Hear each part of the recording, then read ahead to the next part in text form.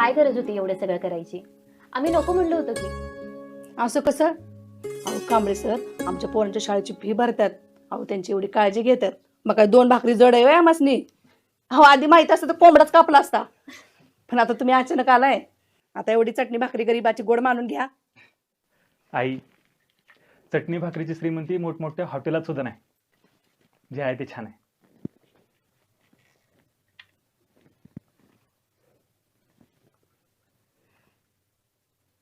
खरंच खूप छान झालंय. आई दर मग आता घे एवढी. अहो नाही, नको नको.